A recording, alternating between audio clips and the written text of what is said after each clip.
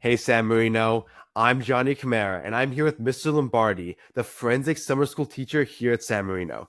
So, Mr. Lombardi, forensics is a very specialized and interesting class, and many people don't really know much about it. Can you give a little overview of what the class is mainly about?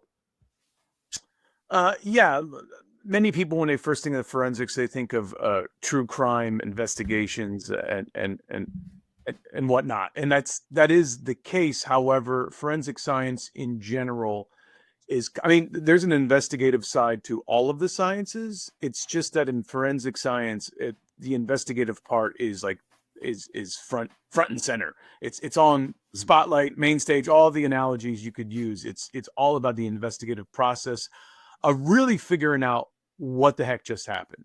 And then, yes, it usually tends to be a crime, but technically, I use the example of paleontologist when doing the dig, if they find more than one fossilized remains of an organism or multiple organisms that kind of tell a story. Like there was some major, dramatic event, a flood event or something like that.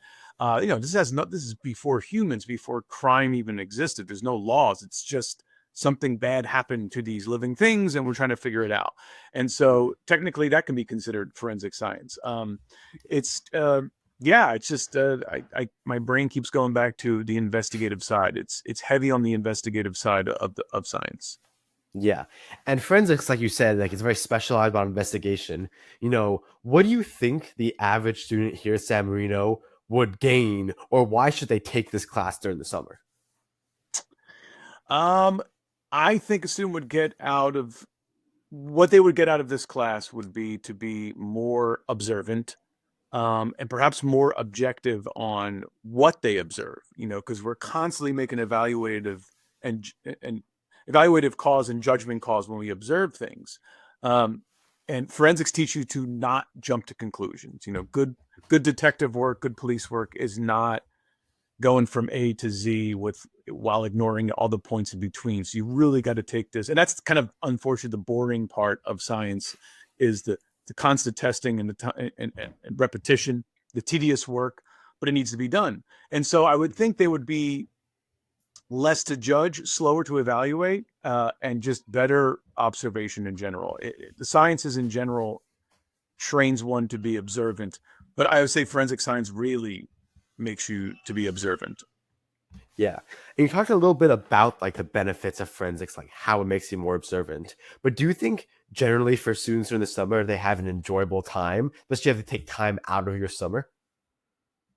I'm sorry, say it again one more time. Say that. Sorry, you talked a little bit about like the benefits of forensics, especially like how it increases their like ability to observe. But do you think students like it's an enjoyable experience for students during the summer, especially having to take time out of otherwise like chilling, basically? Yeah, yeah.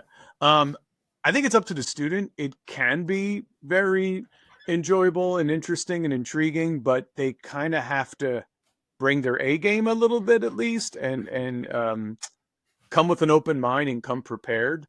But what I've seen over the years is those that take it because they're generally interested, they get more out of it. This is just human nature. It's beyond a summer school class. But this is why the first day of school I always ask, like, why are you taking this class? I'm like, please be honest. If mom or dad is making you, please say so. And so, unfortunately, about half of them will be like, yeah, mom's making me because they want me out of the house, kind of a thing. And I'm like, all right, well, let's make the best of it. And like some of those kids, I can kind of change their minds a little bit through the course and make them somewhat more intrigued. But it's from the perspective of the student. Those who are like even a little bit interested and want to get into it can really do a deep dive and take off from it. And some of those kids are already listening to like true crime podcasts and stuff, so they know some of this stuff, and I think they get more out of it because they have that kind of that prime knowledge already. Yeah, definitely that passion already. So, undoubtedly, to many kids watching this, forensics is going to sound very interesting. I mean, it sounds interesting to me already. So, what is like one tip you can give them when they start to be able to take the most out of the class?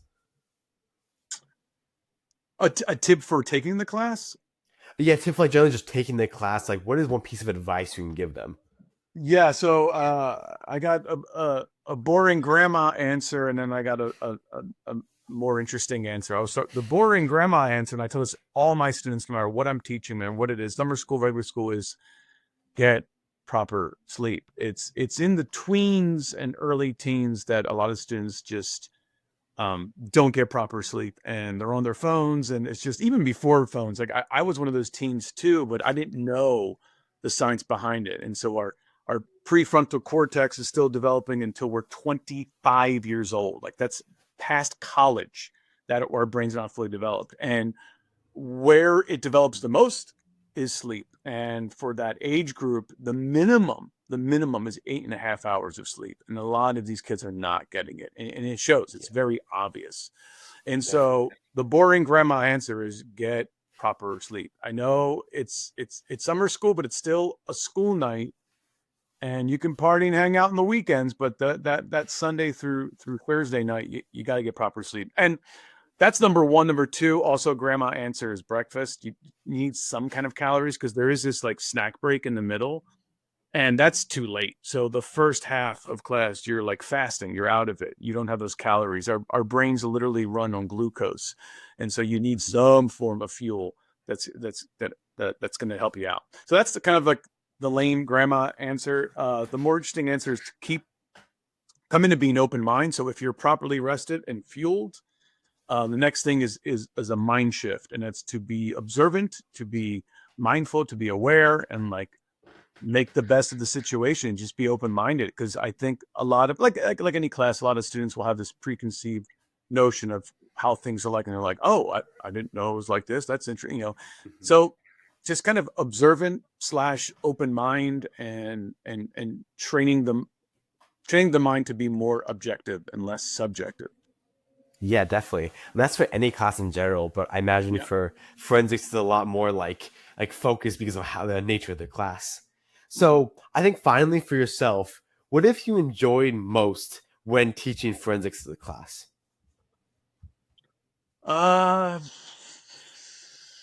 the labs, because the labs we end up doing, I don't do with my regular middle school science class. So I taught sixth grade for several years, and I did eighth grade for several years, and now I'm currently teaching seventh grade in Glendale. And uh, just that's I've done all the middle school grades. I've done most of the labs that require those, and some of the stuff is quite different. Like for example, we use luminol. Luminol is a um, chemoluminescent reaction where um, this substance is applied as a spray, and wherever there's evidence of blood, old blood, it will kind of glow this bluish color. Um, it's more pronounced if you use bleach for some reason. I forgot the reason, because bleach and blood are very different. But like, so I got like, you get this really bright, beautiful blue glow that lasts several seconds. That's just like one example of I'm looking to always look for excuses to do new kinds of labs. It's just like if it's something different, I'm like, ooh, because I want to try it out. If I never tried it out myself, it's like it gives me an excuse, an opportunity to try it out in class. Um, yeah, I would say that. And then generally, I aim for one or two labs per week, at least. You can't have one every day, but if you can get like one or two per week, that tends to kind of round things out. Yeah, and that sounds very interesting. So, Mr. Lombardi, thank you so much for coming to this interview. San Marino, make sure if you had anything interesting from this interview itself, make sure to take a look at the forensics class during the summer. Anyways, have a good day, everyone.